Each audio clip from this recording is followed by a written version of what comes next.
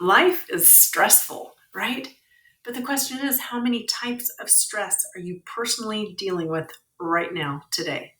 Because there are actually 6 major types of stress, and you might have more than one. See, stress is like a double edged sword for your health. In manageable doses, it can actually be good for you and it can boost your resilience. We don't think of it like that, but trust me on this one, it is. See, it can motivate you to push you forward to new heights, and it can boost your focus and your energy. It can even make your body release really good hormones to raise your performance, both mentally and physically. And I'm going to explain why in just a minute. But too much stress, well, it has the opposite effect. And that's what we usually think of with stress. It can affect your mood, your sleep, and your overall health. See, we think of stress as a bad thing, but it's both. Now, too much stress is linked with high blood pressure, heart disease, depression, overeating, emotional eating, and more. So, having an outlet to manage that stress, like exercise, which is the first thing we think of, and yeah, I just did exercise too. See, that's a major component of living a healthy lifestyle, but I want you to think beyond exercise today because recognizing stress, identifying it, is the very first step to managing it. I'm Kristen Tinker, food addiction and weight loss expert, and helping my clients to recognize their stress, to name it and know what it is, and also the other emotions that are absolutely sabotaging their staying on track, losing weight permanently. It's what I help my clients do. So today I'm sharing the 6 most common types of stress and one of the top actions that you can take starting today to minimize your stress. Now, listen, because you're probably going to have at least one of these types of stress and maybe even more than one because they do overlap. Number 1 is acute stress. That's the most common form of stress, and it's usually a response to an immediate challenge. This could be something like speaking to a group of people with a presentation, or dealing with a one-time difficult situation, or even just taking a test. Feeling this kind of stress can actually be helpful because, well, it keeps you alert and focused, and that's a good thing when you're under stress to perform. Number 2 is episodic acute stress. Now, this is when you have a lot of acute stress in your life, like a high stress job, or when you're juggling a lot of responsibilities and challenges all at the same time. It's like a 3-ring circus. If this type of stress lasts too long, it can affect your health in very bad ways. Number 3 is chronic stress. Now, this overlaps with number 2 because this takes that acute stress and then it just stretches it out over a long period of time with little to no breaks. Common causes could be a difficult job, money issues, relationship issues. Chronic stress can have severe effects on both your physical and your mental health. Okay, number 4, traumatic stress. Now, this occurs when something bad happens. It's like a one-time accident, like a car wreck or a natural disaster or even violence in your life. And it can cause long-lasting emotional and psychological effects. I mean, think of PTSD, right?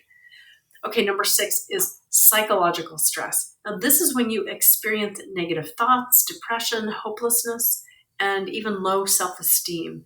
Now, it's caused by what I call little t trauma, which is ongoing chronic stress, abuse, or neglecting your life. And in many cases, especially if you're in midlife, this actually has been building across many years, maybe even many decades of your life. So it sneaks up on you. Number 6 is physiological stress. This is caused by physical problems like medical problems, diseases, illnesses, injuries. It doesn't only affect your body, but your mental and your emotional well being too. And then over time, of course, it turns into chronic stress. So, see, they do overlap. But the bottom line here is don't let stress take over your life. Now, I know what you're doing. You're rolling your eyes on me on that one, but stick with me because, believe it or not, you have the power to manage your stress and to lead a happier, healthier life. I know it probably sounds unbelievable, but stress is a feeling. It truly is just a feeling that we choose. And you always have the power to reclaim your life by making changes to minimize or to eliminate stress. And believe it or not, it all starts with a whole lot of self-care. And I'm not talking about pedicures. I know that's the first thing you're thinking of, but self-care, Well, it's actually become this buzzword. It's the latest buzzword in pop culture, but it's totally overused and it's totally misunderstood. So we have to reshape, redefine this whole new definition of self care. Self care is not about being renewed, it's not about being relaxed, rejuvenated, or even refreshed. Self care is not indulgent. It's necessary. It's a necessary action that you should take every single day, like taking deep, calming breaths to decrease stress and to calm your central nervous system. Self care is not a big production, it's not extravagant or even complicated. It's, in fact, the small and endless pauses during your day that take little time, like maybe drinking a glass of water to cleanse and hydrate your body, and also to help your brain make smart choices. They both need water, your body and your brain. Self care is not something offered in retail shops. You can't go buy it. It's the effort to fortify your life to handle hardships, like when you take time to create an eating plan for the day so that you have nutrients that support your hormones for power, clarity, and a sense of calm. But how many times have you thought, oh, I'm just going to go shopping to burn off that stress? It doesn't work like that way.